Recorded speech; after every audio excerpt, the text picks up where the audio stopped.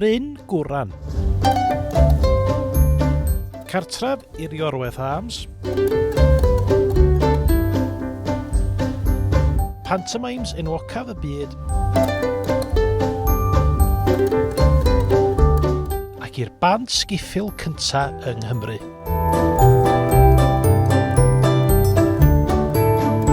Mae disgyblion Ysgol Gymuned Bryngwran wedi penderfynu ymchwilio i mewn i'w hanes lleol. Yn wir, mae'r plant wedi bod yn tyrchu yn yr ysgol ac wedi ffeindio ambell i drysor ac wedi ymgyrchu ar y cyfryngau cymdeithasol i be maen nhw eisiau wybod am hanes eu pentra.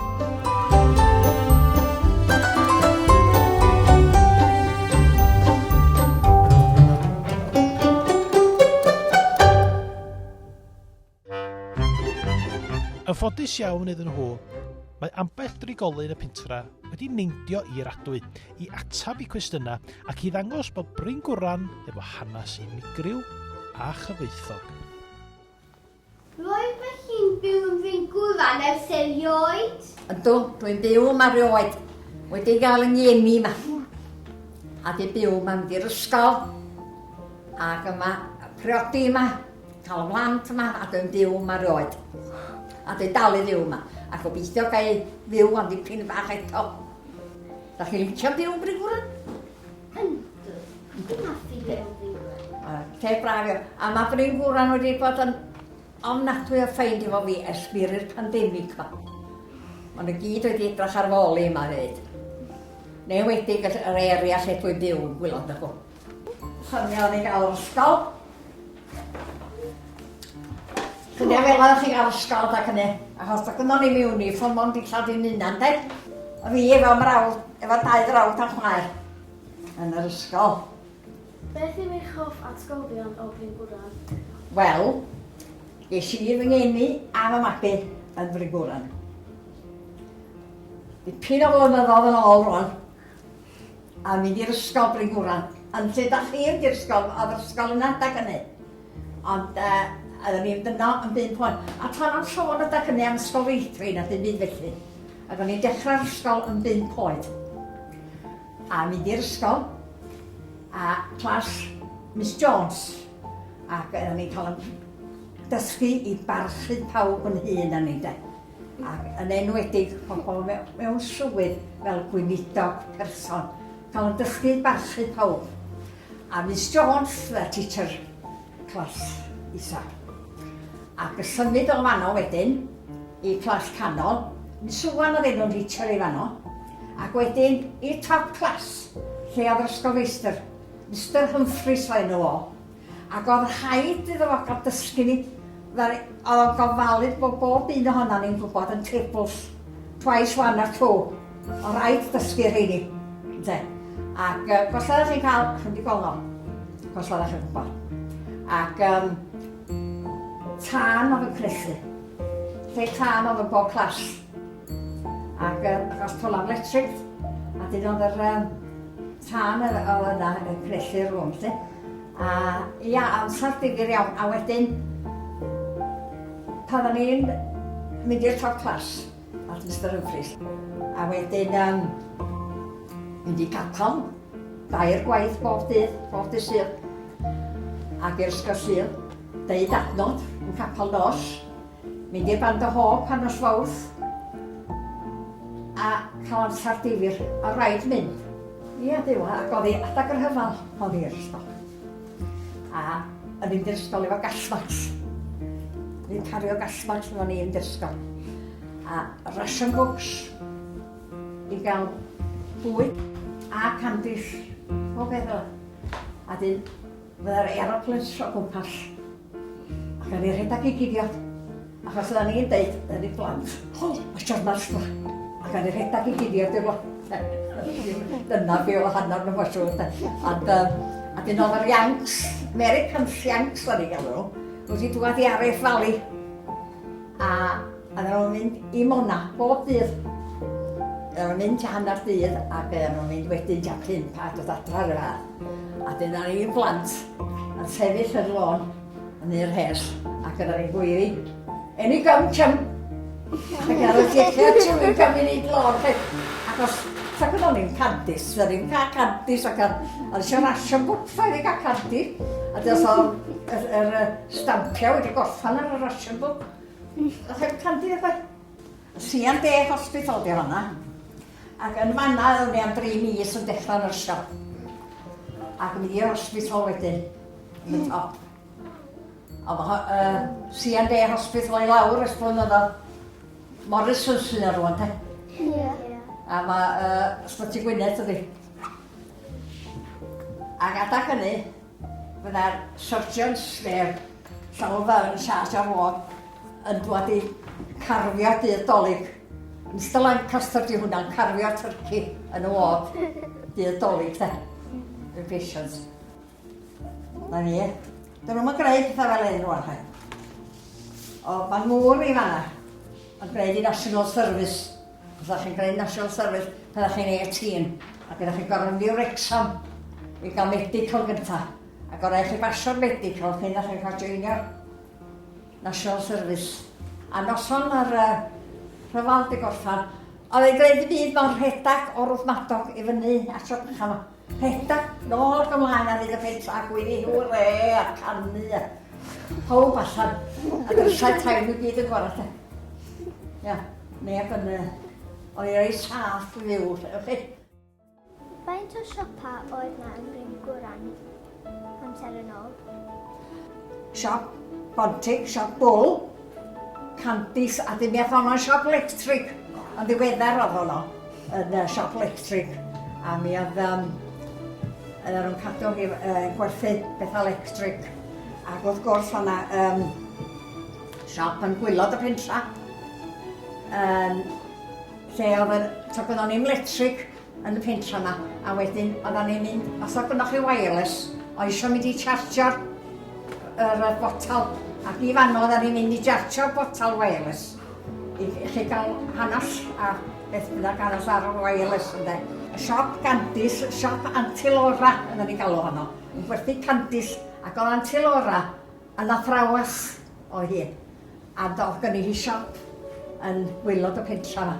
62 High Street fel o'r adres. Ac oedd gen i hi siop Candis. Ac edda ni bob di Gwyna Groglith. Oedda ni'n mynd rownd y siopa i glapio am Candis. A bag bach gyda ni'n neud bisar neu basgiad bach. Ac oedd ni'n dod adra efo ffond y bag. Achos ration books, ond at oedd ni'n cael Candis. A efo ration book. A dydda ni'n rownd y siopa yma ac yn clapio. Mae gynno fi glap o beth i gael gweld.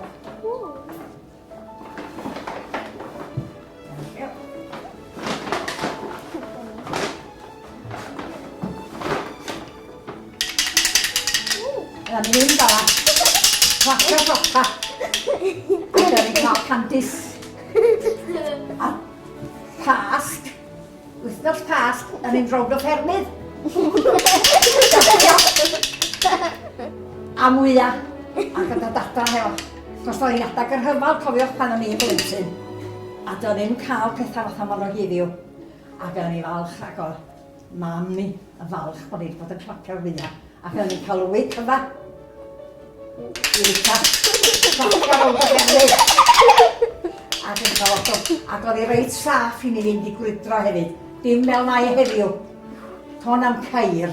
Chydig iawn o geir o ddweud lôn adag hynny. Ac o'n i'n medru cerdded yn bell.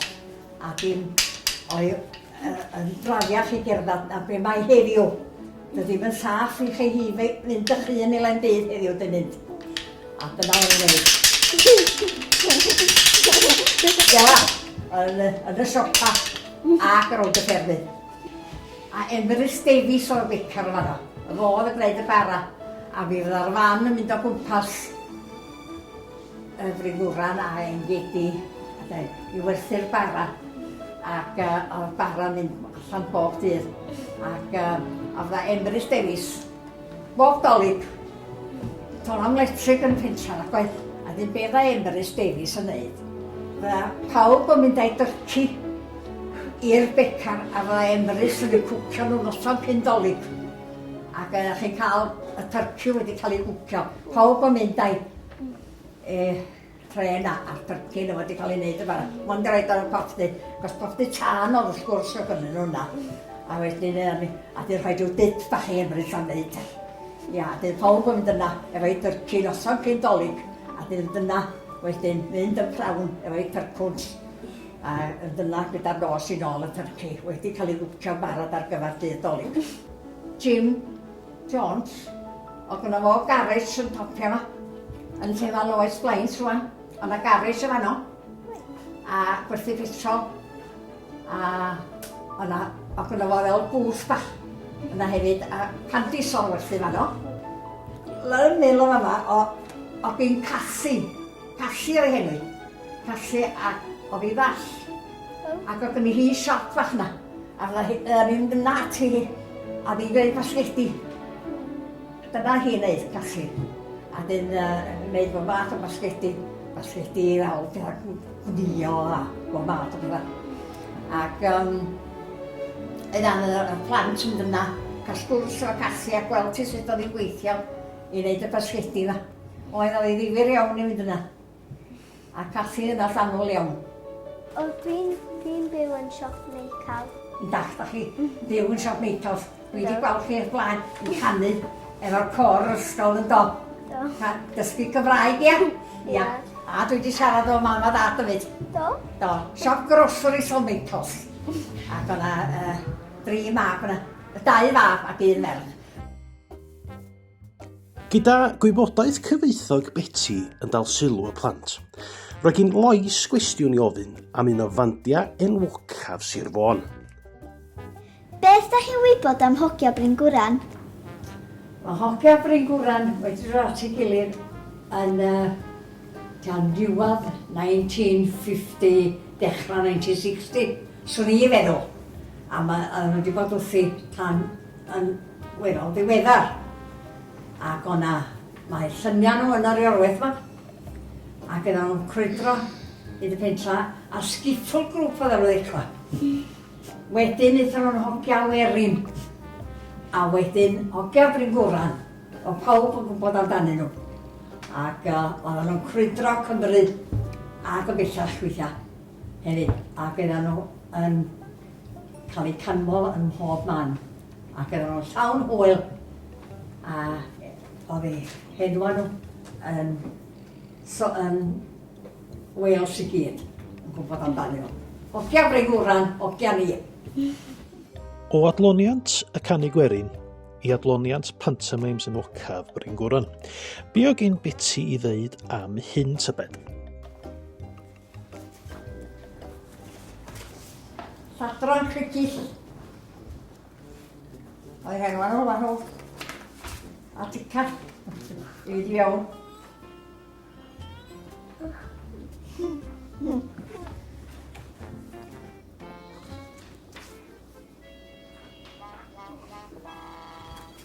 A dydda enwar cast yn hwn, mae'n siŵr dydi.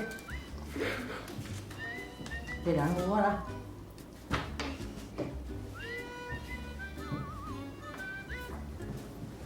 Lladron Crygis a hynna. Big Turkey. Un arall. Yn mwy ti cedi wedi iawn.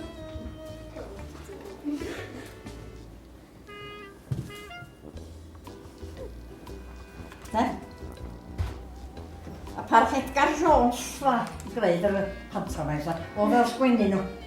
Y diweddar parch Edgar Jones, yn neuadd Hebron. A hwnna o Sadwrn 1990. Dwi'n gwybod a hynny nôl, ac di. A wedyn pint am di fewn.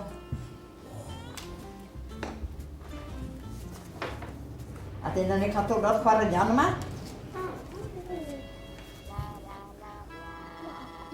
Waw. A mynd trwy dydd ac yn ni'n parhau yn mynd trwy pentra.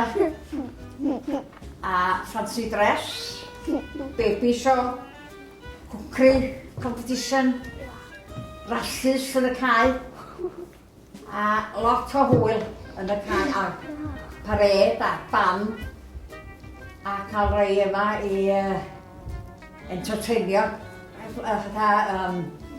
Dod o Holyhead, rei nhw partion efo Navy a bydda efo band. A dyn nhw'n mynd trwy pentra, band ar y pen blaen, a fancy dress a bawb yn dŵad yn ôl. Ac cerdded o wrth Terry Hughes, lawr y tymadog. Ia, ac ni cael dod i'r Arwyth o wedi gyda nos, cael byffe o yma, a cael hwyl gyda nos yn yr Arwyth. Ia, ar ôl yr diwrnod chwaraeon yma. Sut mae'r pentre wedi datblygu ers o'ch chi'n plentyn? Chwarae lôn, efo top, chwarae marplis. Fysa gyda ni ddim television na. Fath os gyda chi iddiw, a computers o felly. Da dim yn enw. Ac enweadau cynnydd ni gorfod chwilio am bethau'n hynna i ni chwarae. Ond mae'r electric di dŵad a mae pethau wedi altro lot ar hynny. A mae pawb yn gyfeillgar o'n adwy. Perthyn i'r Ynys Môn, a nhw oedd yn gwneud panad ar ôl i'r cael electric on. Electric de, electric, neu berwyr dŵr, neu cynt oesio gwneud pob peth ar tân, neu cwcio, gwneud pob peth ar tân. Ond gwnawn ni stof paraffin bach, a coffi ar y top y stof. A dyn nhw, mam yn medru cwcio mewn monfa bach de. Ac yn mynd i gwneud sa turkey mawr yn mynd i mewn i fi. A dal Everest Davies yn gwneud hynny felly. Ia. Mae hanes bob pentra yn werthfawr. Dyna pam ei bod hi'n bwysig bod y genhedlaeth iau yn mynd ati i gofnodi'r wybodaeth mae lawr mwyn cael dangos i'w plant a'r genhedlaeth ar ôl hynny. Ac yn wir, bod plant a'r genhedlaeth hun yn gallu rhannu ein hanes ni.